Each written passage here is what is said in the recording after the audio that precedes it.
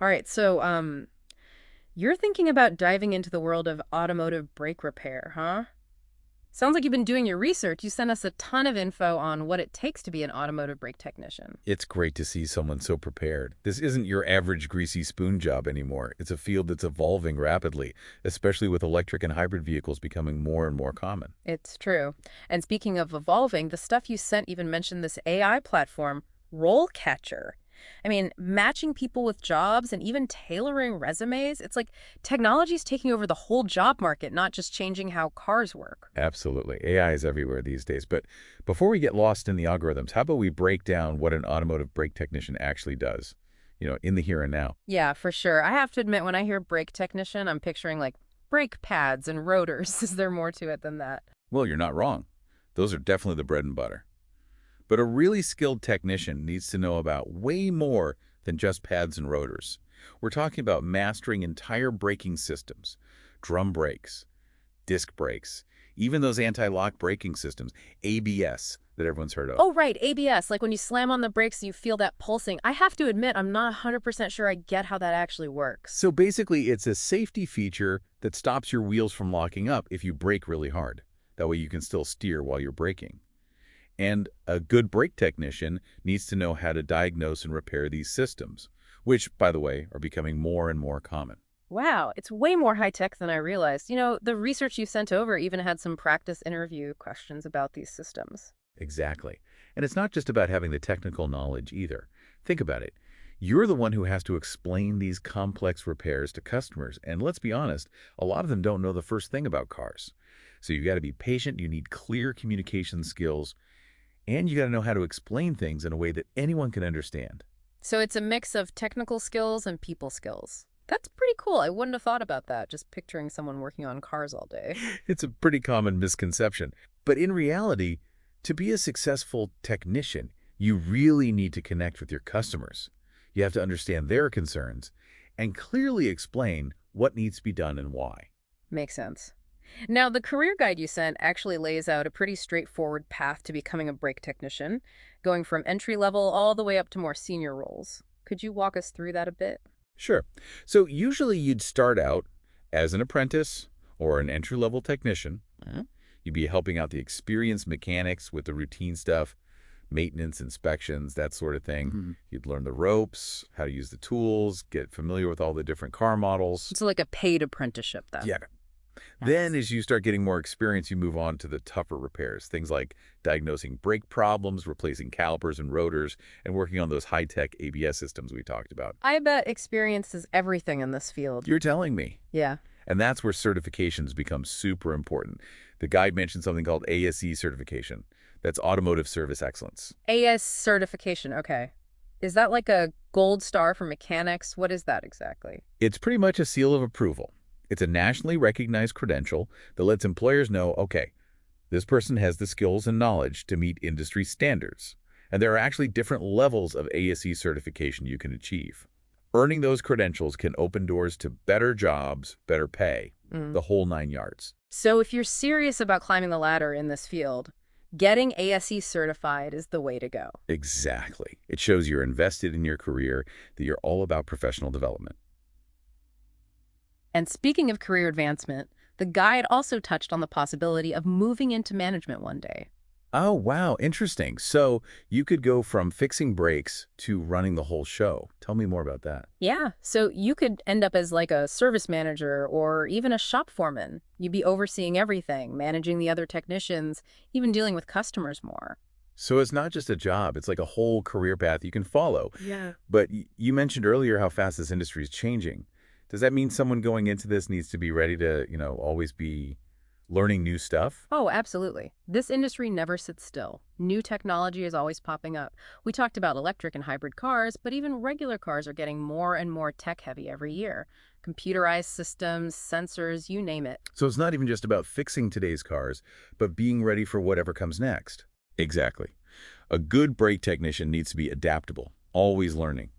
That might mean going to workshops, getting more certifications, even just keeping up with the latest trends. Sounds like it keeps you on your toes.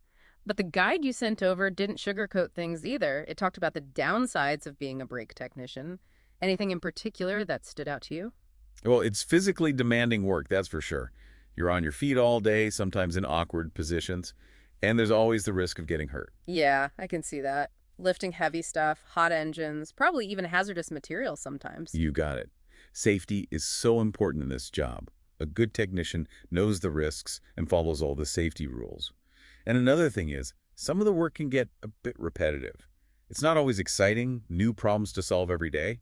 Sometimes it's routine maintenance or fixing the same thing over and over. So you need a certain personality type then. Patient, detail-oriented. 100%. It's not enough to be good with your hands. You got to be thorough, pay attention to details, take pride in your work, even when it's the same thing every day. That makes a lot of sense. But even with the challenges, the guide did point out some big advantages. Oh, for sure. Job security is a big one. Mm-hmm. Skilled trades like this are always in demand, and that's not going away anytime soon.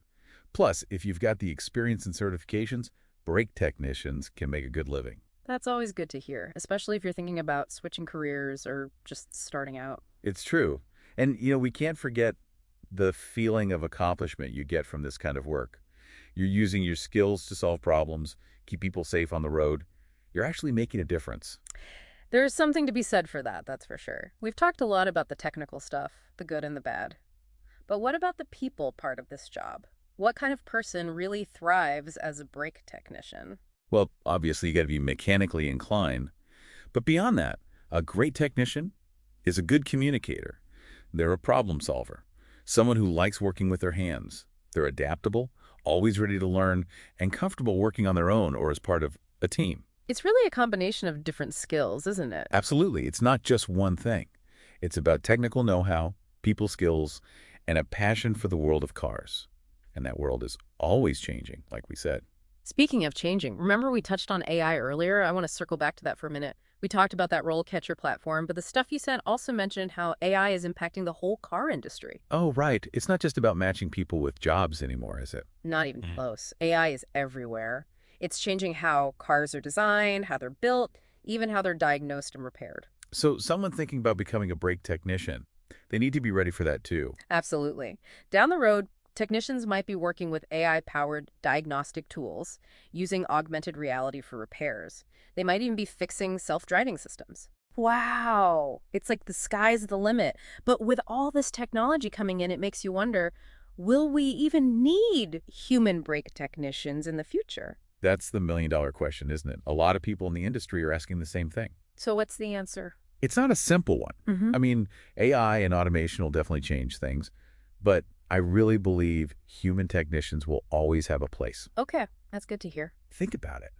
AI is great at processing data, spotting patterns, but it can't replace the human touch, that ability to improvise, think critically, and solve complex problems in the real world. So it's more about humans and AI working together rather than one replacing the other. That's it. The best technicians in the future will be the ones who embrace the tech, learn new skills, and adapt. It's almost like technology is pushing the profession forward, forcing everyone to level up. In a way, yes.